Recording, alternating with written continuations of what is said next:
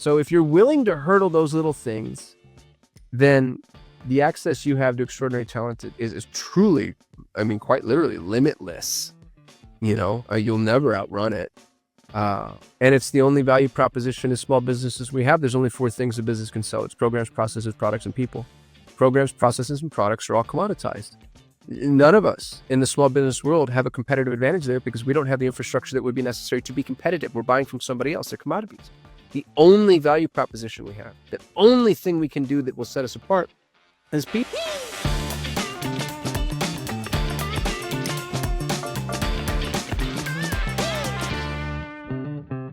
Tactics. I'm extremely excited. I've been stalking this guy for a couple of months. He's got some great words of wisdom as it relates to SEO and AEO, but more importantly, he's got he owns a couple of businesses. I'll just give you a quick background on him. He's been in the Google Ads game, probably one of the biggest players in the Google Ads game for the longest time. He had a nice exit, I believe 24 months ago. And besides that, he's currently, I'm just going to let you jump in, Kasim. Tell us what businesses you have going, what ventures you have going. We're excited to talk to you today. This, just so everybody knows, this will end up being a 2-parter. So this first part, we're going to talk about one of Kasim's books, and then the second one we'll talk about his other one. So go ahead, Kasim. Let's hear what you got going. Yeah, thanks for having me, Robert. It's Kasim, it's like awesome with a K. I have a bad habit of starting too many businesses. And so I currently have a portfolio of 17, none of which I run on a day-to-day basis. But they're all based off of the exact same thesis, which is the only skill that an entrepreneur needs to cultivate is cracking the talent code. So you mentioned the Google Ads agency. I built the #1 ranked Google Ads agency in the world. I sold that in October of 2022 to a SoftBank-backed MarTech company for a low 8-figure sum. And I've never run a Google ad campaign myself end-to-end in my life. I wouldn't know how to. I wouldn't know where to start. And yet I had $100 million in ad spend under management. I had almost 100 employees, 80 employees, and then 20 some odd, contractor, freelancer vendors that were basically employees. Anyway, thousands of clients ran through the shop, 200 when we sold. And my new favorite drum to beat is the fact that I actually don't think entrepreneurs should be cultivating any skill set outside of hiring and delegating, which are really the same skill set on a different continuum and timeline. It's the same skill, just progressed. And when you can do that, there's nothing else you need to do. The entrepreneurial endeavor is so lonely, and most people do it, myself included, do it wrong. All of us are sitting there beating our head against the wall, trying to figure out like, oh gosh, I have a bookkeeping problem. I got to go learn bookkeeping. And now I have a merchant process problem. And I have to learn merchants, and then my website problem, and then my fulfillment problem, and then my lead gen problem. And now you become an expert in all these things, and you're overwhelmed, wearing too many hats, and resentful and busy and buried. And the way to fix that is to go crack hiring, it's what I did at Solutions 8. It's why we got so good. I didn't get good at anything until I stopped trying to do it. So I believe very strongly that entrepreneurship is not fulfillment. And the point of the endeavor isn't to do the job. It's actually to not do the job. A real entrepreneur shouldn't be on the org chart. There should be no reason to reach out to you. My favorite answer to every question is, I don't know. So if you're like, Kasim, where's the thing? I don't know. Where's the SOP? I don't know. I don't know. I don't know. And here's who you can ask. It's like, I don't know, but here's the who. And I think if you can crack that code, and it feels a little petulant for me to say all that from the position that I'm in, but I will say that I didn't get here until I started doing that. So for my solopreneurs, the people grinding, the people who are like, man, I'm burning the candle at both ends, I'm margin thin, I promise you the cheat code is talent. I promise. And the talent's way more accessible than you think they are. That's why I wrote the book. You're 7 steps away from the greatest hire you've ever made in your entire life, and they'll make a bigger impact on your business than any other single factor. Period. Full stop. Agreed. It's who, not how, right? Yeah, Dan Sullivan. Yeah. No, that's cool. So that leads us into your book, Hire. We're going to hopefully have a QR code when this airs that you can have is that a free download on Hire, or is that something they have to get through Amazon? No, not only, so it's available on Amazon if they want to buy it, but they don't have to buy it. Your audience can have, I've got a PDF version. It's the advanced reader copy. They can get not just the book, but also the cheat sheet, the workbook. I have 7 templates that they can use. Things like a job posting template, contractor agreement template, which has been legally reviewed, follow-up emails. I've built a resource, or I had my team build a resource more appropriately. We have a global job board that shows you every single job board in the world, segmented by both region and category. Really? And the audiobook. And all of this is free. There's no ascension. There's no upsell. There's nothing on the other end. I'm not going to try to sell you a course. My goal in life is to make my name synonymous with hiring. So if somebody says, oh, I need to hire, I want the whole world to be like, oh, you got to read Kasim's book, and it's free. The only ask I might have is if you use my framework to hire somebody and you're happy with the results, tell your story and tag me on social. What I really would love to have is a whole bunch of case studies, because I want people to see how accessible this is. Great. And I'll be honest, I have not dug into it, but I will, because I use talent all over but I work with talent all over the world, and it's great, and the work ethic is there. That's the piece I'm excited about. So yeah, no, I've had just great experiences, and I've gotten, I send emails to people at 10 o'clock at night, midnight, right? You've probably done this, and you don't expect anything back, until Monday or whatever, right? And a little different experience, granted, it's not midnight over there where I'm at, but you get the idea. Like they'll reply on Sundays. It doesn't matter. So yeah, the labor pool that we have access to internationally is significantly different than the labor pool that we would have access to domestically, for a myriad of reasons that we can dig into. And it'll probably cause me to say a bunch of things that will get me canceled. And I just think it's true, like, it's not that we don't produce exceptional talent here in the States or in the Western world, whatever the new PC term is. But they don't want to work for you and me. We're small businesses. We're not aspirational. They want to work for Fortune 100s or for, unicorn startups that are going to make them gazillionaires with stock options, or they want to work for themselves. And we've made entrepreneurship so accessible. But if you go to Asia, Eastern Europe, North Africa, Latin America, you find a whole host of people that are just as smart as anybody else, anywhere else in the world. And they don't have access to anywhere near the amount of opportunity, which is devastating. They lost the geographic lottery. They were born on the wrong side of whatever arbitrary line we drew in the sand. But you get to benefit from the fact that there's this extraordinary talent pool that doesn't have access to that opportunity, and you get to be the opportunity for them. So you're aspirational. Somebody in Colombia working for a U.S. company is just like a kid here getting plucked out of obscurity and getting a job at Google. Getting paid in the US dollar, getting more than they'd ever make domestically, working from home, working on a semi-flexible schedule, doing meaningful work. That has anthropological implications in so many ways. It's not just the money. Yes, we should absolutely pay them more than they can make domestically, and there's still going to be a fraction of what somebody would cost you here, and work harder and be better and more industrious. And then if you look at the impact you have on their lives, just, simple things that aren't small, like when a parent stays home, a myriad of things happen. Teen gang involvement rate goes down, teen pregnancy goes down, drug use goes down. The cascading effect of this endeavor of providing people with functional, valuable employment, it's unreal, man. We could change the world, you and I. And it ripples, it cascades, so if you really want to make an impact, if you want to do good and make money, go hire internationally. And I've never had better talent, ever, never, ever. I hired this kid, Oren, brilliant. And they're all smart. That's the thing that's funny, is a really, really sharp kid. Within 2 weeks of working with me, he took a vacation to Paris. Didn't ask, informed me, hey, me and some college buddies are going to Paris. I won't be at work. It was always just the most difficult employee I've ever had in my entire life. But very stereotypical too of the challenges that I've had when I hired domestically. And it's not that he wasn't smart. It's that he just he didn't really need to work. And sadly, that's kind of it's almost a blessing. It's almost something we should be proud of. Like, we've built a society that really can sustain a lot of people who don't have to be ultra productive. And he went back to school where he belongs. But, you contrast him to some of the folks that I've been blessed to have access to in some of these, quote unquote, emerging nations. And dude, they'll run through walls. You know what I mean? Like, they are just extraordinary. And at the risk of being incendiary, if you want people that really work hard, if you want hungry people, go to where hungry people live, metaphorically and literally. And then do what you can to help them. Yeah. I expressed to my kids when they were growing up, I go, you're not competing with these kids in this high school, just so you know. There's 2 billion people on the other side of the world that wants what you have. And you need to bring it up to that level, because the point is, in all these emerging nations you're talking about, I don't know about you, I have limited college education. I never graduated.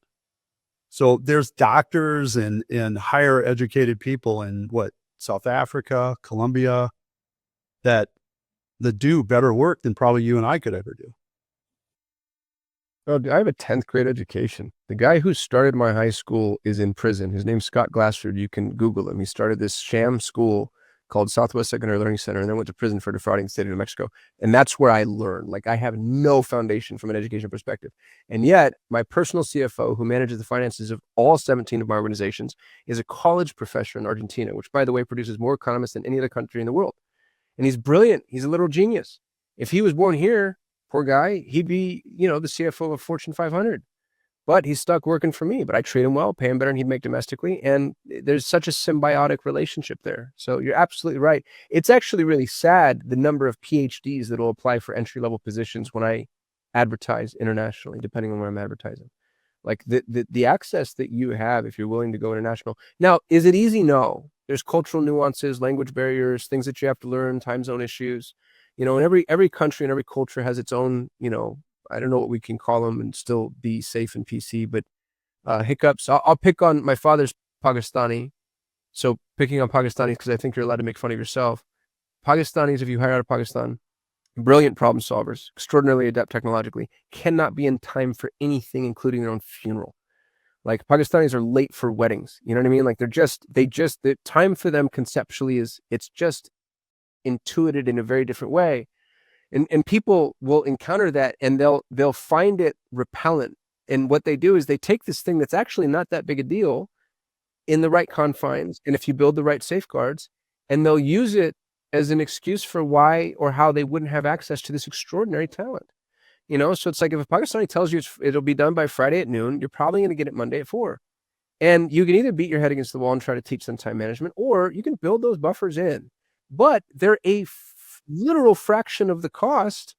And I've never met a culture that can, to be frank, hack problems better, sometimes to their own detriment. And every culture has those little nuances. Filipinos are famously conflict averse. If you go to North Africa, the entire culture is very colorful verbally. And so hyperbole is built into the fabric of their speech, and Americans hear that and think like, you're exaggerating to the point of lying, and it's not the same thing, but the Eastern Europeans, dude, you want to talk about a hard people to work with. My best friend and business partner is Ukrainian. They cannot and will not do it the wrong way.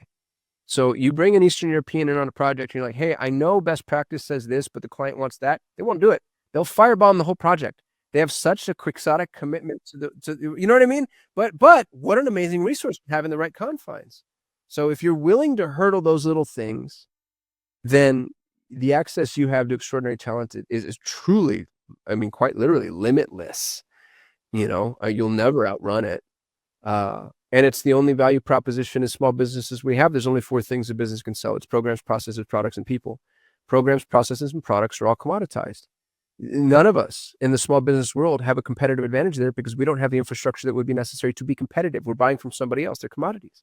The only value proposition we have, the only thing we can do that will set us apart, is people. And what people do, weirdly, oddly, is they go and they intentionally try to find mediocre people. They hire people like they buy commodities. They try to get the most for the least. It's absurd, because people are not commodities. People are literal miracles, man. And if you go and you find miracles, you hire miracles, and you do what's necessary to find a miracle, which is pay more and treat them well, you don't get 10 or 20 or 30 or 50 or 100% more output. You get 3 times, 5 times, 100 times. That's also not hyperbole. That's a statistical truism. That's the Pareto distribution, which people do not understand at all. And it's the most important mathematical concept for business and life. It's why I named my company Pareto Talent. Like, people don't get it. And as soon as you wrap your head around it, it'll blow your mind, and it'll change the way you think and the way you operate.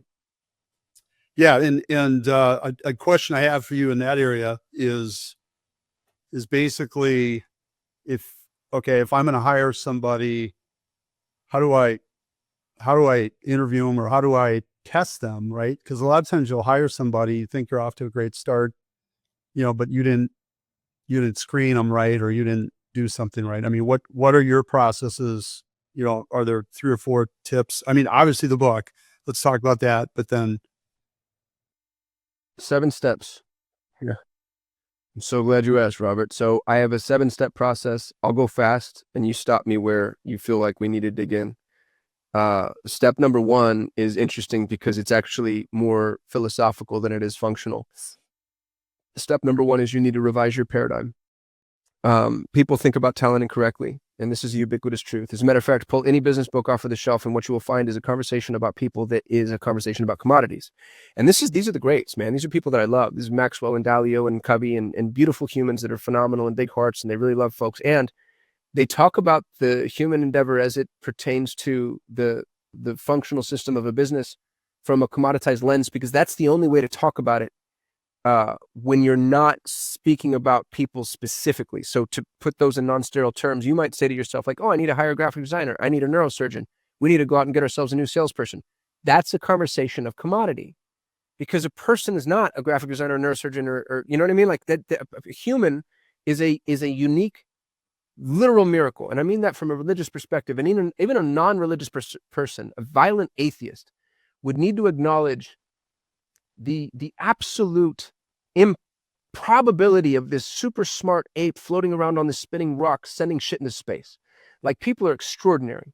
And then you have to understand this in order to hire properly. You have to understand, because to go back to the Pareto distribution, if you take 1,000-person employee, the Pareto distribution is also called the 80-20 rule.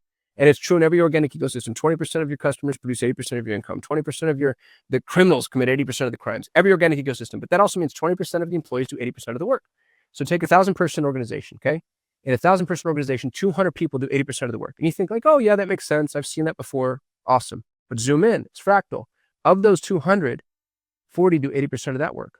Of the 48 do 80% of that work. So in a 1,000-person organization, one person is doing 25% of the work, which is insane. It's insane, dude. It blows my mind. And what's worse is in big companies, the Goldman Sachs Ivy League douchebags come in and they say, oh, that's an existential crisis right there. That's Keyman insurance. Mitigate the risk. So what do they do to mitigate the risk? They bring in things like minimums, quotas. When you take a functional hierarchy is shaped like a pyramid. All the highest value assets move to the top of the hierarchy. What those people do is they flatten the hierarchy, which is just absurd to me in so many ways, because they can't afford to see existential crisis on a spreadsheet. And so they actually build mediocrity into the program. So you have to, Mr. or Mrs. Small Entrepreneur, understand step 1, reframe your paradigm. Get very, very, very clear on the fact that humans are miracles, and you can index towards the Pareto distribution. You can hire that one person who out of 1,000 will do 25% of the work. And if you don't understand that, stop listening to me, because nothing else I'm going to say makes sense. How did I do there, Robert, before I move to step 2? You nailed it. I mean, it's very true. And that, that can be because of intelligence. It can be due to drive. It can be due to, different things. Our job is try to, figure out how to get to one end, but you've got to help people thrive first, right? And when they're thriving, then things will move forward, but you've got to do that first. So yeah, I'm excited to go through your book. I mean, if you want to hit on any other points. I also don't have to. I don't want to bore your audience, but I wanted to answer the question as distinctly and strictly as I could. I think to maybe truncate the conversation, what I'll say is, peak performers want to win. Winners want to win, and money's how we keep score. So you have to stop hiring people like a commodity, which means trying to pay the least and get the most. Instead, go pay more than anybody else in the market is willing to pay, by at least 10%, preferably more. And people get repelled by that idea until they understand the Pareto distribution. To get somebody who yields 100x, you have to pay more. Once you pay more, you have to make sure that you tell everybody you're paying more, which means you have to distribute it. It's a sales letter. It's a traffic problem. And then once you distribute, you have to filter the stack. And so you have to have what I call fly traps. And fly traps are the things that will let you know that somebody's actually paying attention, doing the work. I always make people run, for instance, they have to run a trial project before I'll even interview them. And the trial project's paid. I'll give you one example of a really good fly trap. Let's say that you apply, you follow all my instructions, you get through all my fly traps. I say, Robert, love that the fact that you followed these instructions. This is great. Thank you so much. I've learned so much from hiring that I won't be able to interview until you work together. I'd like to pay you in advance for a 2-hour trial project. If you agree, then I'll pay you X amount of dollars for 2 hours. Pay the money that makes sense for that geography. In Philippines, it could be $10. In LATAM, it's 20. In US, it's 50. Whatever you want.